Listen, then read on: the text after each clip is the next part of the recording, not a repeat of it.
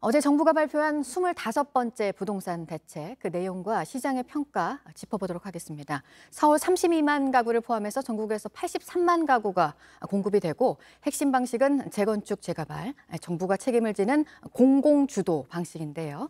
물량 면에서는 역대급이라는 평가가 나오지만 구체성이 떨어진다는 지적도 있습니다. 이지은 기자입니다.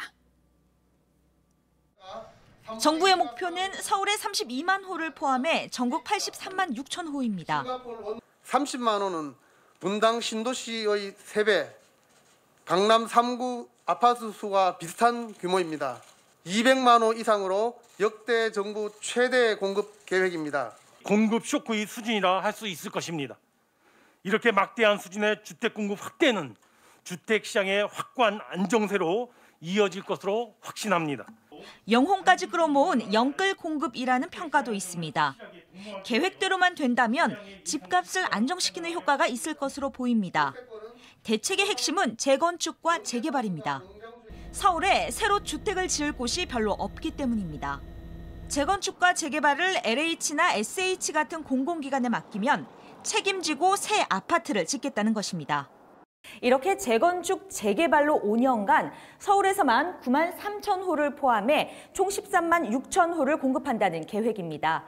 이 재건축 단지나 재개발 구역의 참여를 높이기 위해 규제도 푸는데요. 보시다시피 용적률은 기존 용적률의 120%까지 늘릴 수 있게 되고 또 이 재건축 초과 이익 부담금은 부과하지 않겠다고 했습니다. 공공이 직접 하는 사업이기 때문에 적용하지 않는 것으로 좀 이해해 주시면 좋겠습니다. 재건축 조합원의 2년 거주 의무도 없앱니다. 원래 민간 사업을 했을 경우보다 수익이 10에서 30%포인트 더 나게 해주겠다고도 했습니다. 주민 절반이 신청하면 이렇게 공공주도 개발을 추진할 수 있습니다. 그런데 전문가 사이에선 역대급 공급 계획이지만 그 실체가 불분명하다는 지적이 나옵니다. 집 지을 곳이 정해진 것이 아니라 재건축이나 재개발 조합이 신청을 해야 지을 수 있기 때문입니다. 사업을 5년 안에 끝낸다는 것도 쉽지 않을 것이라는 의견도 있습니다.